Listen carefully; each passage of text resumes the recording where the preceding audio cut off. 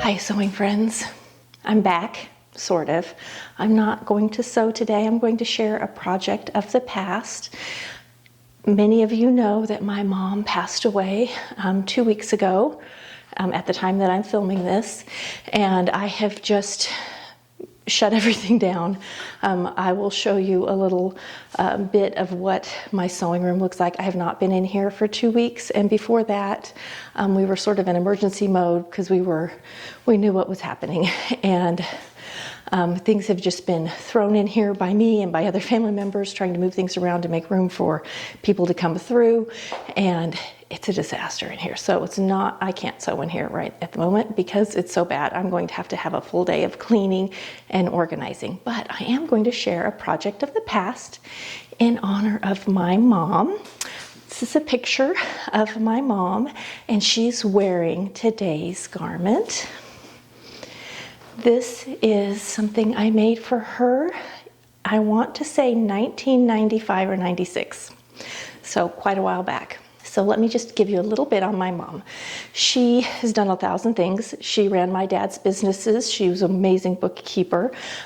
She also was the office manager for a real estate company, as well as selling real estate when I was a child.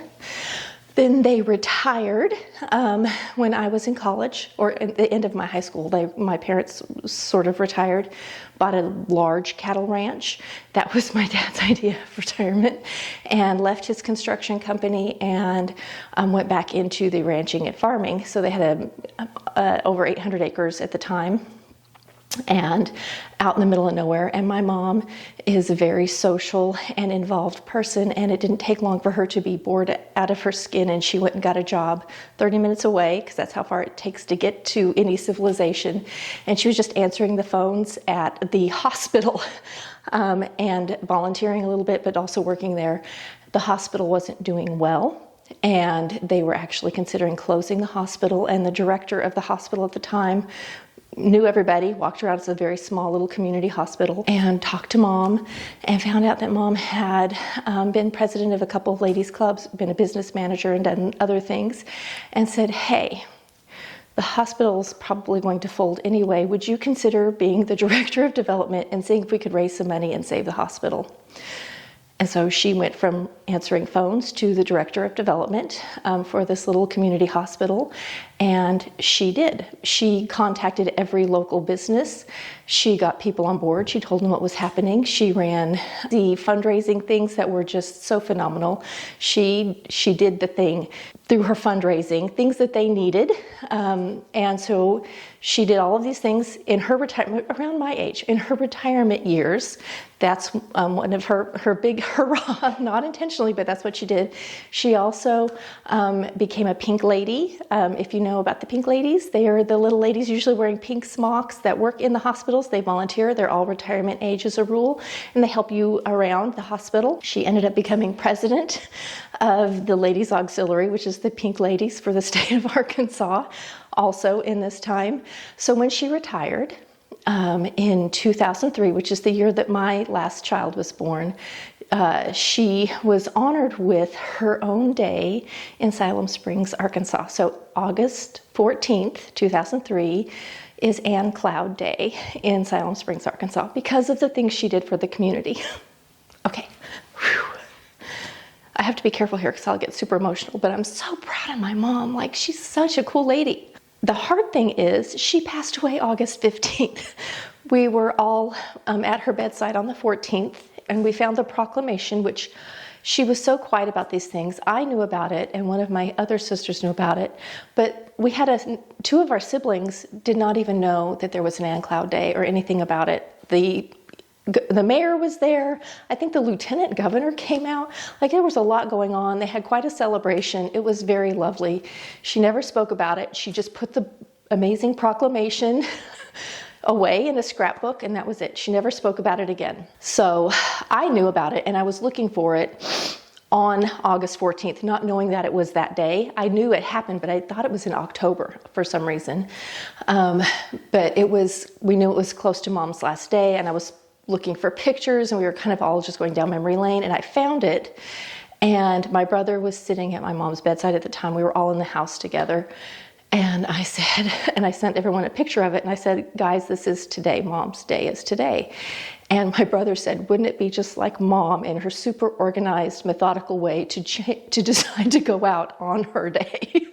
Which she didn't. She went out just a few hours after on August 15th, which is just a lot for all of us, but also so typical because she was such an organized, clear-headed person, knew where she was going and was working her way there, not making a fuss about it, but getting things done. She was really something. When she was director of development, she spoke at large functions. She traveled. Of course, she was also the president of the Ladies Auxiliary. She traveled for that. She was in Washington, D.C. She did, I don't know, all kinds of things. Like, I wish I had asked her more about it. She really did some interesting things. I have quite a few pictures of her speaking with a big corsage at like hotels. She was such a lovely lady. She was always beautiful and elegant. She always dressed lovely. She often made her clothes in the early days because they had no money. And then when she could afford it, she bought really nice things. Still sewed some, often had things handmade for her. And that's where I come in. I was in college, and when I graduated, Mom was really doing a lot of fundraising and traveling, and I started sewing for her more. Now, she didn't want just any old thing. She wanted silks and linens and wools. Like, she wanted nice quality stuff. She wanted beautiful, elegant clothing, and that's what today's project is. This is all silk. We have lovely silk chiffon. I would like to tell you how fun it is to sew with silk. I love sewing with silk. It feels amazing, it looks amazing, it wears amazing, it presses beautifully. So this was made before I had kids. My first child was born in 97, so I would want to say this is made 95 or 96 potentially. So we have this lovely silk chiffon. This is like just a stole, and it's trimmed in the satin. And then underneath it we have just a very A-line. I should have ironed it better, but I was being super cautious because I didn't want anything to happen to it. Lovely A-line, very biased dress. It's been in a hanging bag, and you can see that the hemline is a little crooked. It's longer on the sides than it is in the front and the back. That's what happens. And then it has lovely satin cuffs with self-covered buttons. There we go. And then underneath that, we have a solid silk slip dress that could be worn on its own. I'll show you some close-ups. Everything's trimmed in the satin, so it has trimming around the neckline, and the back keyhole is trimmed and tucked in the satin. It's all French seams with tiny little rolled hems, including this has a French seam. It has a seam right down the middle, because I had two pieces to make it nice and long. So it seamed right down the middle, and then it has just beautiful satin ends. It's a very simple garment, but looks so elegant on. It's so lovely. And very timeless. After doing the Edith Head exhibit, my nose is running because I was crying.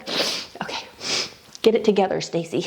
After doing the Edith Head exhibit, I noticed a lot of these very classic, timeless things in Edith Head's designs, and this could have been worn by Shirley MacLaine, it could have been worn by Audrey Hepburn, it could have been worn by Ann Cloud, because it's elegant. So let me show you some close-ups.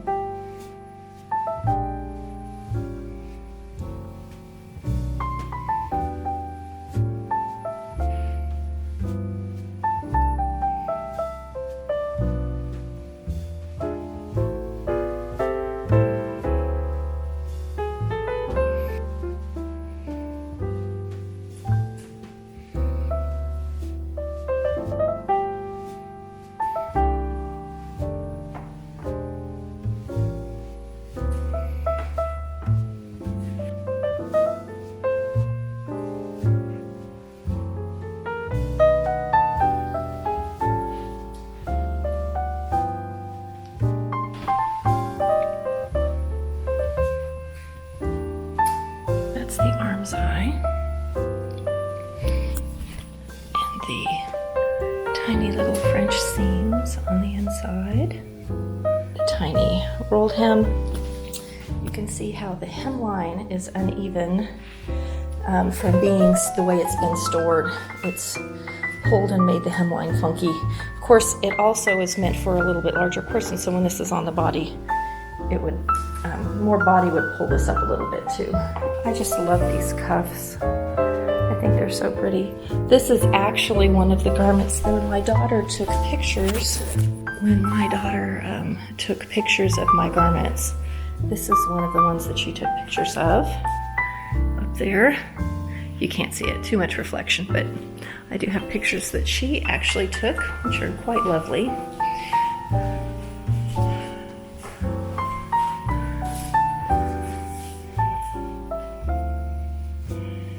Very elegant garment. My goal was to someday be able to get into it and wear it myself, even if just for a photo shoot. Now, this is a very simple design, but it actually took me quite a bit of time because of all the little bias trim. I handmade all that bias, trimmed out the armscye and satin bias, made up the little stole. We just need a little something to make it, give it a little drama and flair. And in the picture Mom's wearing, you can see this. She kind of wore it like that. Just a little more draped across. Always looked, one thing I could say about my mom, she always looked so elegant, just so elegant.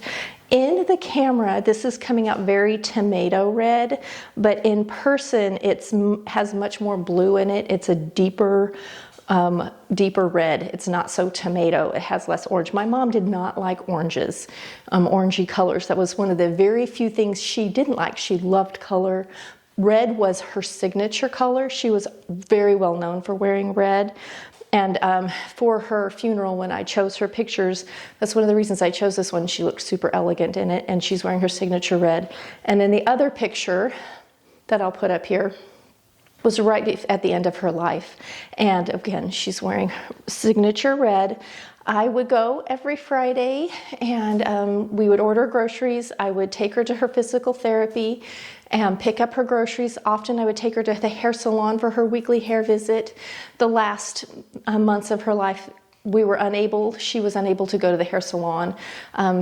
Physical limitations just made it impossible for her to get in and out of that specific salon to see her lady. And I was her hairdresser. So this is her, after Stacy did her hair, would do her eyebrows. I would always do her makeup. We would make sure she was dressed to look amazing because that's who she was. And she still got recognized. She would be at physical therapy or I'd take her out for lunch. And almost always someone would recognize my mom, even though she's been retired since 2003. She's so well known in the community, and she had a lot of friends. So at her service that we had for her, many of the Pink Ladies showed up, and we had a little Pink Lady contingent. They wore their jackets, and they filled up a couple pews of the service, which was just lovely to see. It was very nice to see how many people loved and respected Mom and showed up. I have lots of stories I could tell you. I'm just too emotional to do it, but she had an impact on a lot of people. Even her caregiver at the end of her life, she had just within a week or two of her passing, she made sure and left good and important messages with the people around her to encourage them to be their cheerleader, to help them move on in life. And that's the kind of person she was. One of the things I will say about her, even though she looked amazing, she was elegant, she always put forward her best foot. She always said, you get to choose who you are. And you get to work towards being the person that you want to be. And don't settle for where you came from or the people who were around you at the time. You get to make your own life and you get to choose who you want to be. And that's exactly what she did. She was well known for having, as my husband called them, strays at the dinner table. Almost every holiday we would have people who didn't have anyone, and they would be at our house for Thanksgiving or Christmas. We have lots of pictures of, even my brother brought home friends who were exchange students from Japan, and they spent the entire Christmas break, like 3 weeks, at my parents' home on the ranch. And we gave them Christmas. We had the best Christmas that year. It was so fun. And my parents were just like that. My mom had a pretty open door policy. And my husband, that's one of the things he had to get used to, is that I'm sort of the same way. And so is my brothers and my sisters. Like, we all are we grew up with, you don't turn away someone, you help them out. She believed in giving back to your community. She worked the polling into her 80s. She would still go and volunteer on voting day. Well, thanks for indulging me. I get to talk about my mom. I get to show off one of my beautiful projects that I made for her. I have quite a few more stunning silk pieces that I made for her, and a couple linen pieces, and a beautiful wool suit that were all my mom's that have come back to live with me. I do know my niece wore this, though, to an event like 15 years ago, maybe. I'm pretty sure one of my nieces wore this, this beautiful garment, and it still could be worn. Thanks for hanging out with me in the sewing room. I hope to be back to sewing. I'm hoping to get my heart back into sewing. I have lots I want to do. Missed all those summer projects because that's how it is. And we're all the way in the 80s. We were in the hundreds. We made it to the 80s today. It feels like fall. I mean, to me in Oklahoma, 87, it feels like fall. I'm pretty stoked about it, though. I love the season change. So I've got to decide what I want to sew next. I have piles and piles of gorgeous fabric that I'm going to organize. This is what my sewing room looks like right now. Okay, first time in the sewing room since my mom passed, which has been 2 weeks now, and it's a disaster zone. Craziness. Just to give you perspective from the end of the room, I just can't work like this. I have to have it semi-organized. So I'm going to do a quick tidy. It's not going to be perfect. The last thing I filmed up here was my Oklahoma City with the fabric haul, so it's still all here. Looks like others have been in the room getting things out. Got little piles everywhere. Stuff shoved in the corners because company came and went and we were just moving things around. So here's the reality. And this is hard on me, which is one of the reasons I haven't even been up here. Like, I'm a little overwhelmed by life, and then seeing this, yep, don't like it. Okay, to get to work. Yeah, so I gotta get this cleaned up. But I have piles and piles of beautiful fabric and projects, so I have just got to decide what I'm gonna work on and get busy on it. See you next week for another fun sewing video.